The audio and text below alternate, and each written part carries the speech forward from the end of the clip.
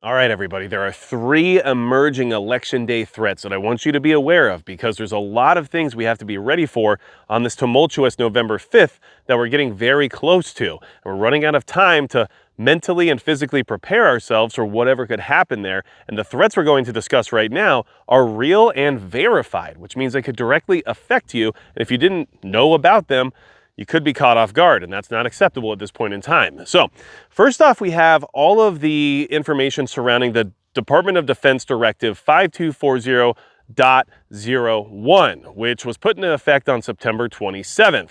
Now, this replaced all the previous versions of this DoD directive, and basically what a lot of people are concerned about is the idea that this authorizes the DoD and the components within the DoD to use lethal force against citizens of the United States in a potential lethal scenario.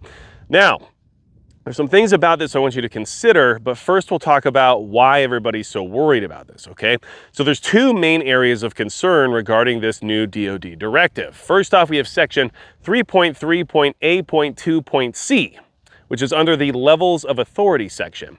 And I'm going to read it to you because, well, you just need to hear exactly what it says in order to be aware of why everyone's so worried about this, okay?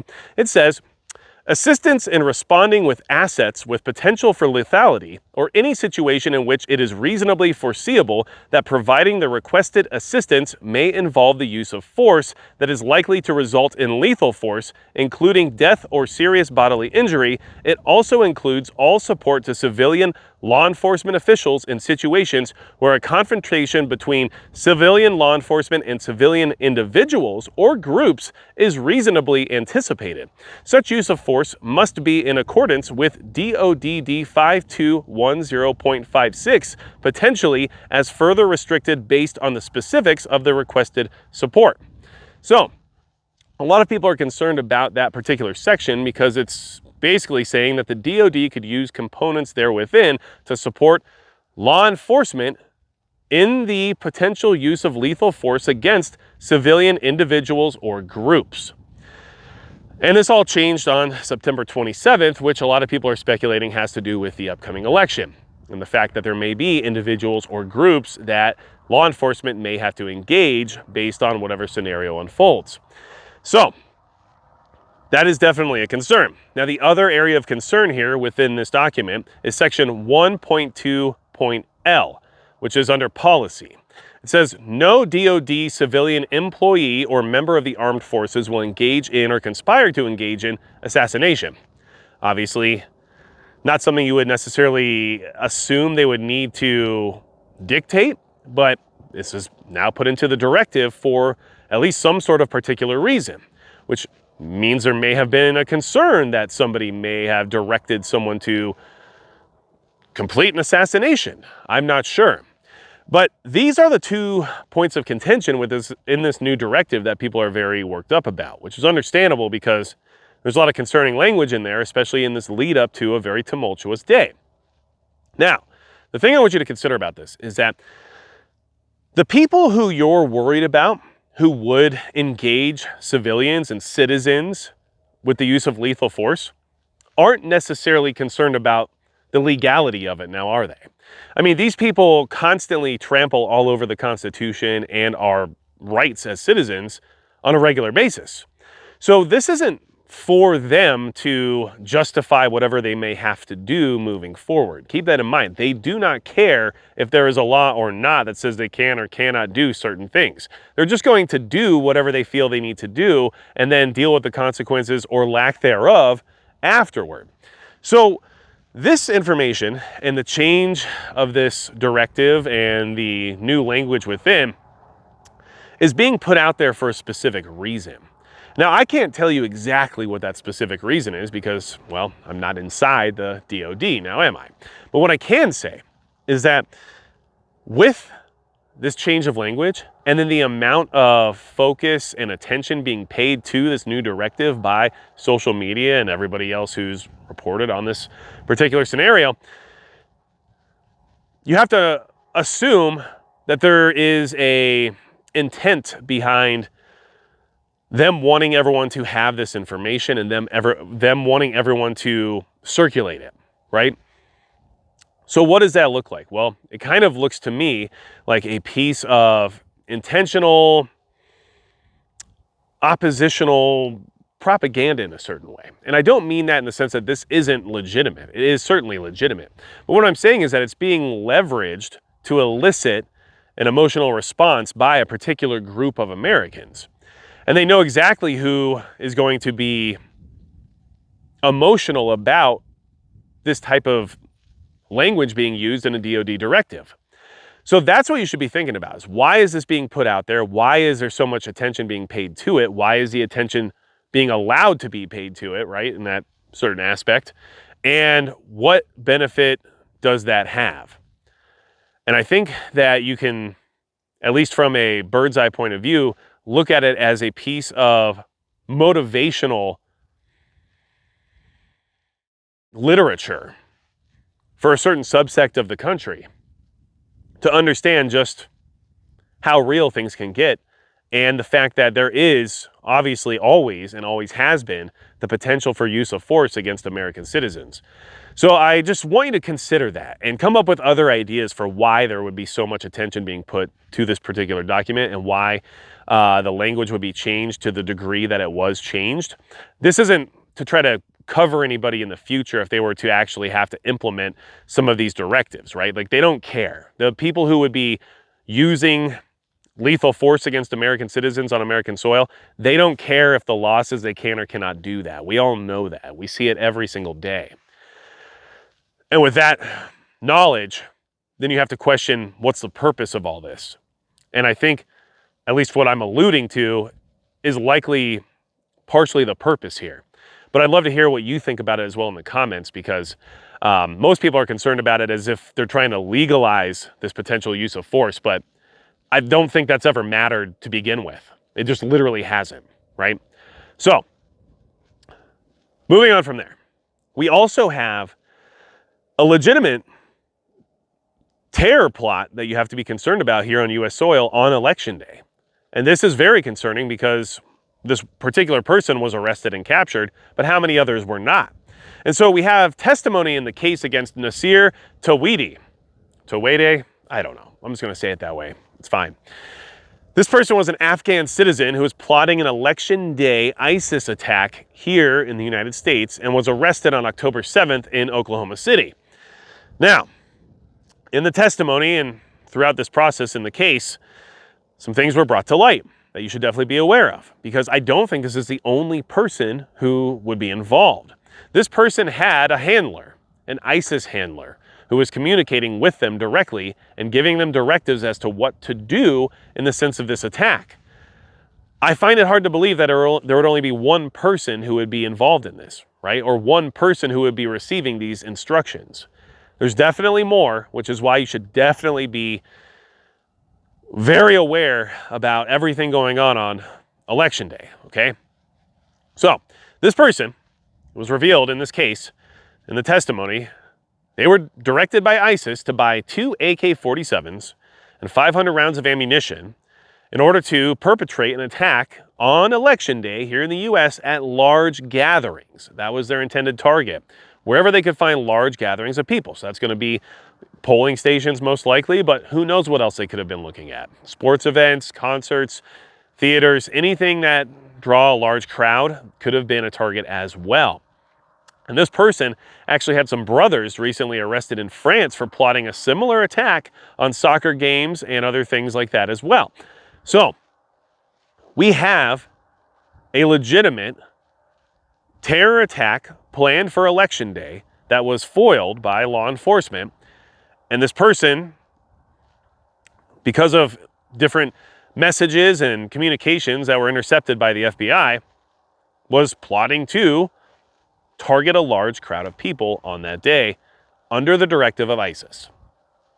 I guarantee you, ISIS has contacted more than just one person and has directed more than just one person to do something.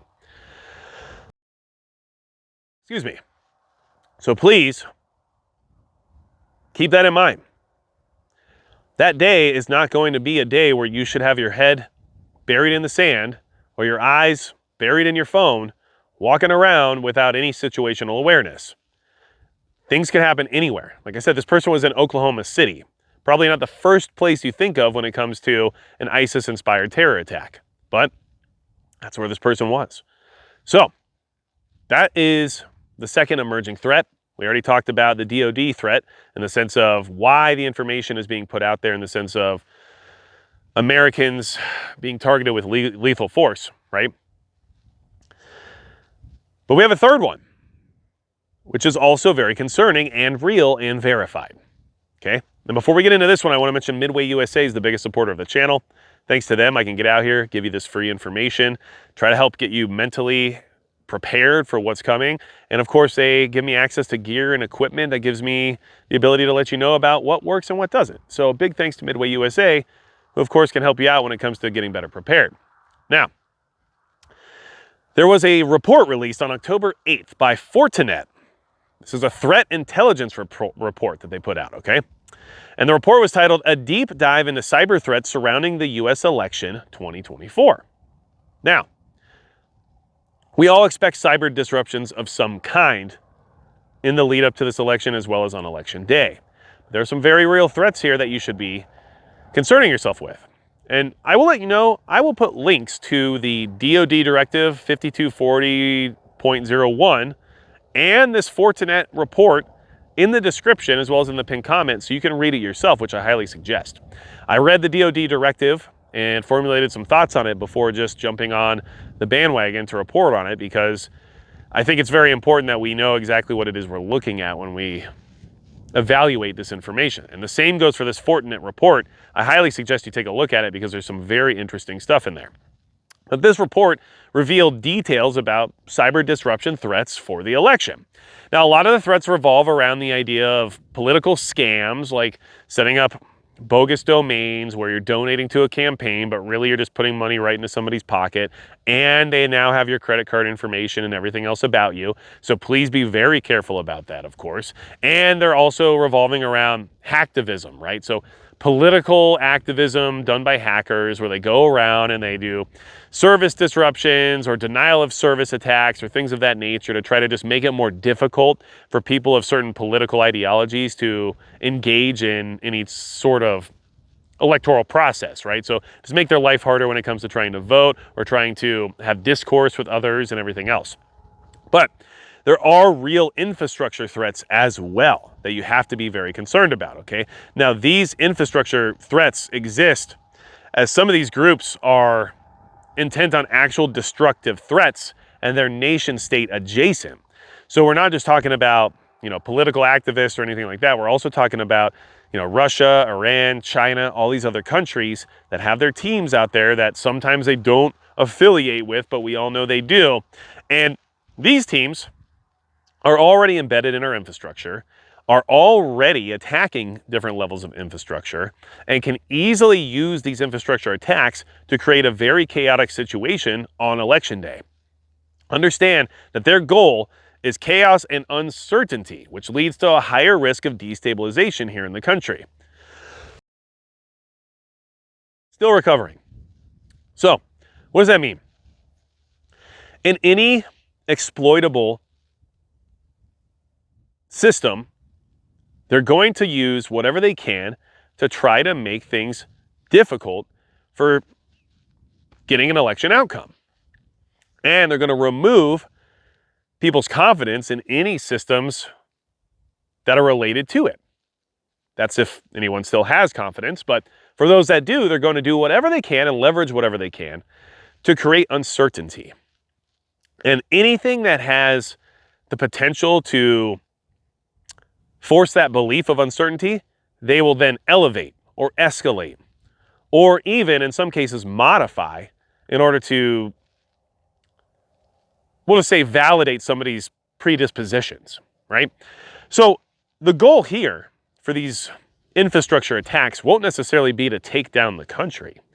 It will be to create a scenario where a large portion of the country might feel like things weren't legitimate based on what happened during the time of the election.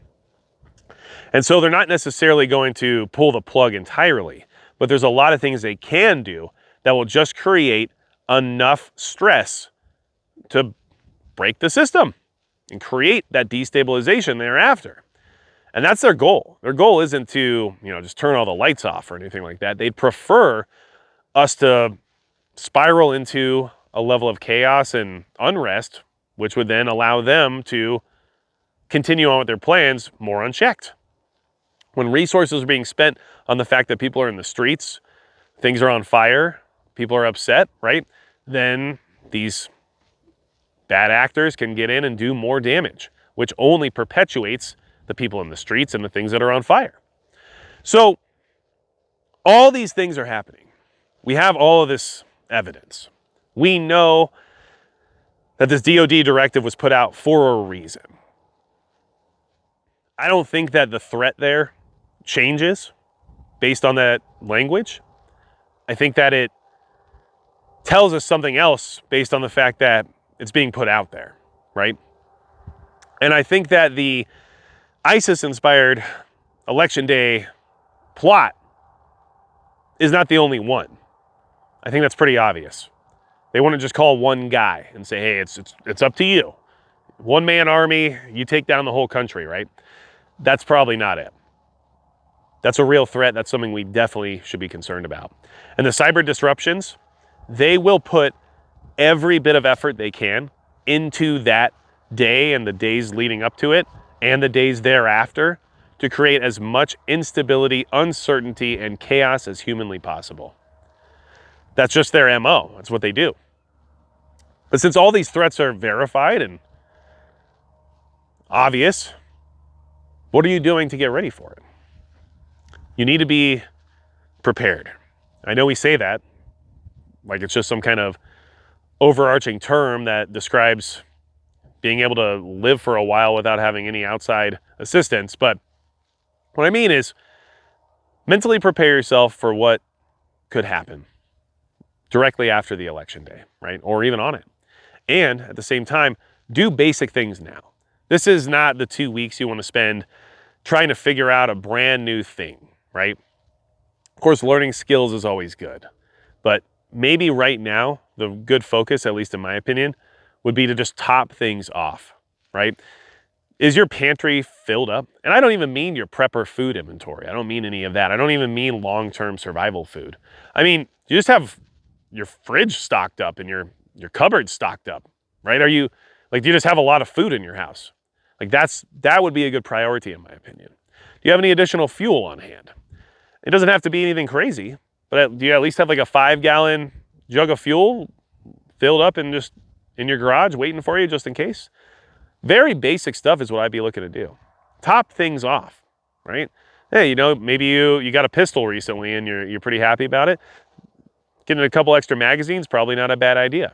We're not in a good spot right now to just start a whole new project, at least in my opinion. I think right now a good idea is to kind of hunker down, finish topping things off, and make sure you have some financial breathing room and access to additional resources just in case things get weird for a minute. Because that's going to allow you to obviously have a little bit more flexibility if it comes to it. And clearly, make sure you have some cash on hand too, not just something in the bank, right? If these disruptions get to a certain point and you can't access your accounts and you have no cash on hand, what are you going to do, right?